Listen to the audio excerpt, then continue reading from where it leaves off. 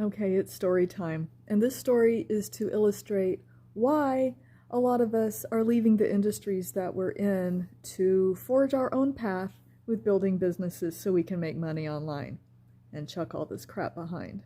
Now, I have 17 years worth of stories working in kitchens.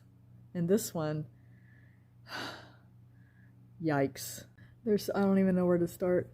Come on, Telegram. This is a place that I got hired the day I left another place that I had worked for a week, and that is some other hot garbage that's for another time. And all of this happened the first week of March 2020. You remember what happened after that? Oh yeah, everything happened after that. Let's have our soft open on March 2nd. Oh, what's that on the news? Oh, a pandemic? Oh, that's nice. And none of this matters because the restaurant's not there anymore, so I can talk all I want about it. The chef that was hired originally had a health complication and had to step away from the position. So the owner hired this other guy who had warrants out for his arrest for really horrible, horrible stuff, who ended up stealing 25 grand from this owner and disappearing like a rat into the night. Welcome to the restaurant industry. So C-19 landed on everyone's face. The first chef is still out of here. The second chef is disappeared.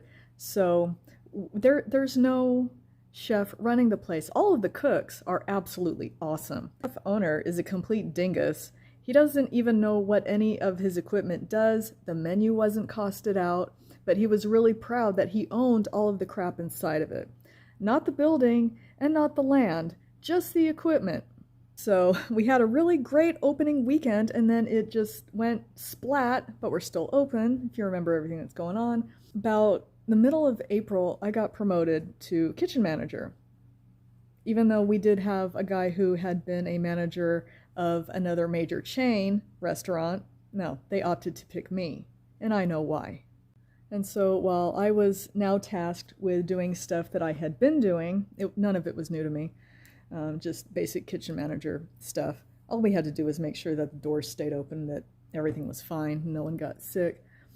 The owner basically treated the place like his own personal clubhouse and treated us like his personal cooks. So whenever he had his buddies come in, we were to cook food for them, and they're not charged, and it's like, bro.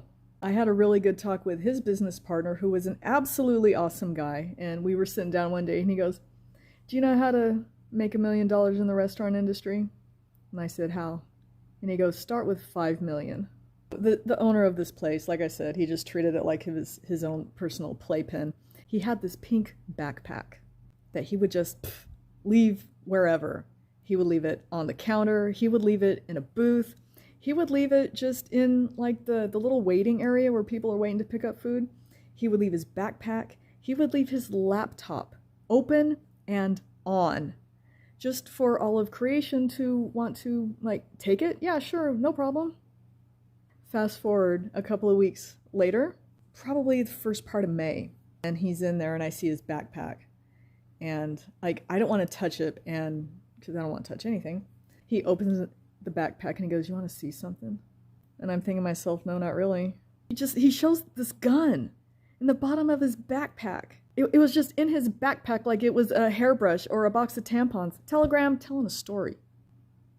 And yeah, that was like, I'm not working here anymore. I think I lasted 2 more weeks out of that, got my final paycheck, bounced off to some other place a couple months later. The thing about this, it wouldn't be such a humongous deal because I know people want to protect themselves, but he would just leave this backpack flopped around anywhere in the restaurant where anyone could just take it.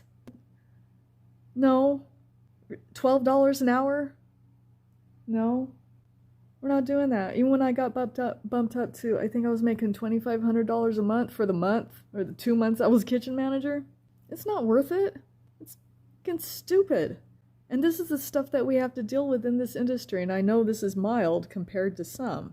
We all have our stories why we are leaving these asinine work conditions and these work environments with moron owners who don't give a crap about anything, and criminal frickin' chefs who give equally less downs.